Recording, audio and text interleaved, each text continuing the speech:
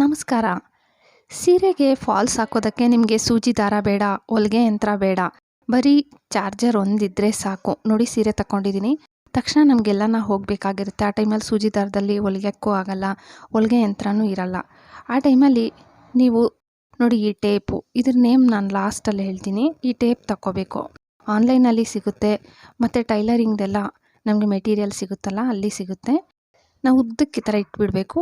ಕೈಯಲ್ಲೇ ಕಟ್ ಮಾಡ್ಕೋಬೇಕು. ಕೈಯಲ್ಲೇ ಕಟ್ ಆಗುತ್ತಿದ್ದು ತುಂಬ ಸಾಫ್ಟಾಗಿರುತ್ತೆ.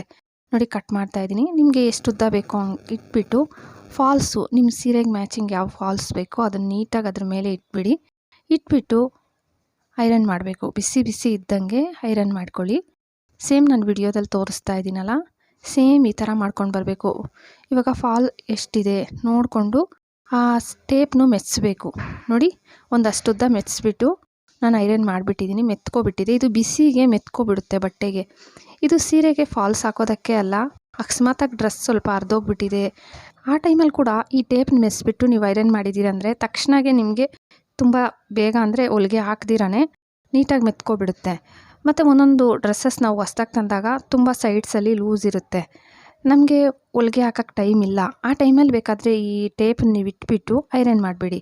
ಆ ಟೈಮಲ್ಲಿ ಕೂಡ ಇದು ನೀಟಾಗಿ ಮೆತ್ಕೊಬಿಡುತ್ತೆ. ನೋಡಿ, ಮತ್ತೆ ನಾನು ಆ ಟೇಪ್ ಮೆಸ್ಸಿದ್ದೆ. ಇದ್ರ ನೇಮ್ ಬಂದುಬಿಟ್ಟು ರಿವಿಲ್ ಸಿವಿಲ್ ಟೇಪ್ ಅಂತೇಳ್ಬಿಟ್ಟು. ಇದು ನಿಮಗೆ ಆನ್ಲೈನಲ್ಲಿ ಸಿಕ್ಕುತ್ತೆ. ಇದ್ರ ಪ್ರೈಸ್ ಕೂಡ ತುಂಬಾ ಕಮ್ಮಿ, ಜಾಸ್ತಿ ಕೂಡ ಆಗಲ್ಲ ನಿಮಗೆ. ಬೇಕಾದರೆ ನೀವು ಒಂದು ಸತಿ ಸರ್ಚ್ ಮಾಡಿ ನೋಡಿ, ರಿವಿಲ್ ಸಿವಿಲ್ ಟೇಪ್ ಅಂತೇಳ್ಬಿಟ್ಟು. ಮತ್ತೆ ಹೇಳ್ತಾ ಇದ್ದೀನಿ, ಇದು ನಿಮಗೆ ಈ ಟೈಲರಿಂಗ್ದು ಎಲ್ಲ ಮೆಟೀರಿಯಲ್ ಸಿಗುತ್ತಲ್ಲ, ಅಲ್ಲಿ ಸಿಗುತ್ತೆ. ಇದು ನಾನು ನಿಮಗೆ ವಿಡಿಯೋದಲ್ಲಿ ತೋರಿಸ್ತಾ ಇದ್ದೀನಿ ಅಂತ ಸ್ವಲ್ಪ ನಿಧಾನ ಮಾಡ್ತಾಯಿದ್ದೀನಿ.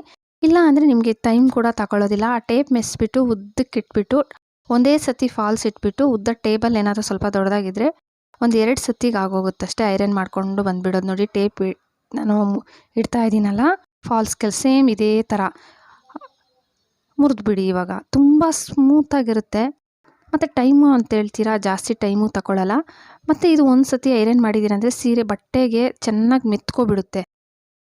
ನೋಡಿ, ಇನ್ನೂ ಒಂದು ಸ್ವಲ್ಪ ಇತ್ತು. ಇದನ್ನು ನೀಟಾಗಿ ಮೆತ್ತಿಸ್ತಾ ಇದ್ದೀನಿ. ಒಂದು 3 ಇಲ್ಲ 2 ಹಂಗೆ ಹಾಕ್ಕೋಬೋದು. ನೋಡ್ಕೊಂಡು ಹಾಕ್ಕೊಳ್ಳಿ. ನೋಡಿ, ಒಂದು 3 ಹಾಕ್ಕೊತಾ ಇದ್ದೀನಿ. ಇಲ್ಲ 2 ಹಾಕ್ಕೊಳ್ಳೋ ಥರ ಇದ್ದರೆ 2 ಹಾಕ್ಕೋಬೋದು. ಇಲ್ಲ 3 ನಾನು ತೋರಿಸ್ದಂಗೆ ಹಾಕ್ಕೊಬಿಟ್ಟು ಇದ್ರ ಮೇಲೆ ಫಾಲ್ ಇಕ್ಬಿಟ್ಟು ಮತ್ತೆ ಐರನ್ ಮಾಡಿಬಿಟ್ಟಿದ್ದೀನಿ. ಇದು ನೀಟಾಗಿ ಒಂದೇ ಈಕ್ವಲ್ಲಾಗಿ ನೈಸಾಗಿ ಬಂದಿರಲ್ಲ. ಅದಕ್ಕೆ ನೀವು ಚಾರ್ಜರ್ದು ಹೋಲ್ಡ್ರ್ ಇರುತ್ತಲ್ಲ, ನೀಟಾಗಿ ನೈಸ್ ಮಾಡ್ಕೋಬೇಕು. ನೋಡಿ, ಐರನ್ ಮಾಡಿದ್ರೂ ನೈಸಾಗಿಲ್ಲ. ಅದಕ್ಕೆ ನಾನು ಹೋಲ್ಡ್ರಲ್ಲಿ ಒಂದು ಸತಿ ನೈಸ್ ಮಾಡ್ಕೊತಾ ಇದ್ದೀನಿ. ಸೇಮ್ ಹಿಂಗೆ ನೀವು ಆ ಫಾಲ್ಗೆ ಸೇಮ್ ಹೋಲ್ಡ್ರೇ ತಗೋಬೇಕಂತೇನಿಲ್ಲ.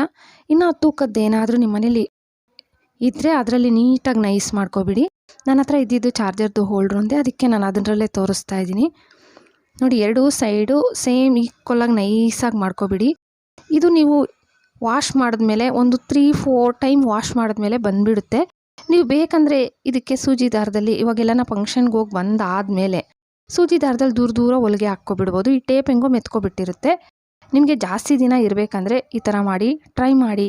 ವಿಡಿಯೋ ಇಷ್ಟ ಆದರೆ ಪ್ಲೀಸ್ ಲೈಕ್ ಕೊಡಿ. ಹಂಗೆ ಸಬ್ಸ್ಕ್ರೈಬ್ ಮಾಡ್ಕೊಂಡು ನಿಮ್ಮ ಫ್ಯಾಮಿಲಿ ಫ್ರೆಂಡ್ಸಿಗೆ ಶೇರ್ ಮಾಡೋದು ಮರಿಲೇಬೇಡಿ. Thank you friends.